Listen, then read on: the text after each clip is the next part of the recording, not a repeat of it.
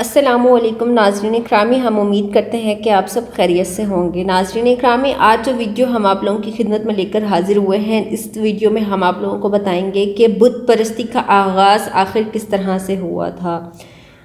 ناظرین اکرامی، حضرت نوح علیہ السلام اور ان کی قوم کے حالات و واقعات قرآن مجید، احادیث نبویہ اور سلف صالحین کے اقوال و آثار سے ماخوذ ہیں۔ حضرت ابن عباس رضی اللہ تعالی عنہ کے حوالے سے ہم پہلے بیان کر چکے ہیں کہ حضرت آدم علیہ السلام اور حضرت نوح علیہ السلام کے درمیان 10 قرن تھے اور سب کے سب اسلام پر تھے، اور یہ روایت بخاری میں بھی ہے۔ اور یہ بھی بیان ہو چکا ہے کہ ایک قرن سے مراد ایک زمانے کے لوگ ہیں، یا اس سے مدت اور زمانہ مراد ہے۔ ان اچھے اور نیک زمانہ کے لوگوں اور قوموں کے بعد ایسے حالات و واقعات ظاہر ہوئے جس کا نتیجہ شرک اور بت پرستی نکلا۔ شرک اور بت پرستی کا سبب اور ابتدا حضرت ابن عباس رضی اللہ تعالی عنہ کے ارشاد میں ملاحظہ فرمائیے کہ وہ قرآن کی آیات درج ذیل ہیں، اور انہوں نے کہا کہ اپنے معبودوں کو نہ چھوڑو اور نہ ہی ود، سوا، یاغوث، یعوق اور نصر کو چھوڑو۔ اس کی تشریح کچھ اس طرح سے ہے کہ نوح علیہ السلام کی قوم کے نیک لوگوں کے نام ہیں۔ جب یہ لوگ دنیا سے رخصت ہو گئے، یعنی ود، سوا، یاغوث، یعوق اور نصر، یہ بہت زیادہ نیک لوگ تھے، تو جب یہ دنیا سے رخصت ہوئے تو شیطان نے ان کی قوم کے دل میں یہ بات ڈالی کہ جن جگہوں میں وہ بیٹھا کرتے تھے وہاں ان کے مجسمے بنا کر رکھ لو اور انہی کا نام رکھ لو۔ انہوں نے ایسا ہی کیا اور ان کی عبادت و پوجا نہیں کی تھی۔ جب یہ مجسمے بنانے والے ہلاک ہو گئے تو ان بتوں اور مجسموں کی پوجا پاٹ شروع ہو گئی۔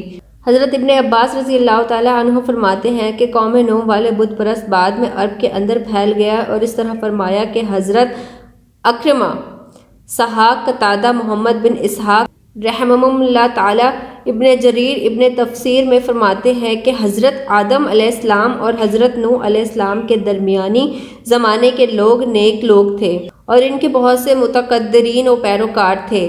جب یہ لوگ فوت ہو گئے تو ان کی اتباع کرنے والوں نے سوچا کہ اگر ہم ان بزرگوں کی تصویریں بنا کر اپنے پاس رکھ لیں تو اس سے ہمارا عبادت کا شوق زیادہ ہو جائے گا، کیونکہ اس سے ان کی یاد ہمارے ذہنوں میں تازہ رہے گی۔ تو یہ سوچ کر انہوں نے ان نیک لوگوں کی تصویریں بنا لی۔ جب پھر وہ فوت ہوئے تو ان کے بعد والے لوگوں کے پاس ابلیس آیا اور کہنے لگا کہ تم میں سے پہلے لوگ ان کی عبادت کیا کرتے تھے، اسی وجہ سے ان پر بارش برستی رہتی تھی۔ تو ابلیس کے کہنے پر ان بعد والے لوگوں نے بھی ان کی عبادت کرنا شروع کر دی۔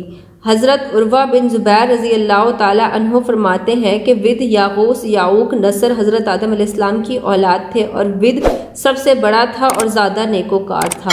تو ناظرین کرام، یہاں سے بت پرستی کا آغاز شروع ہوا تھا، اور بت پرستی کا آغاز ہم لوگوں کو اس ویڈیو میں صاف صاف معلوم ہوتا ہے کہ حضرت نوح علیہ السلام کے بعد بت پرستی کا آغاز شروع ہوا تھا۔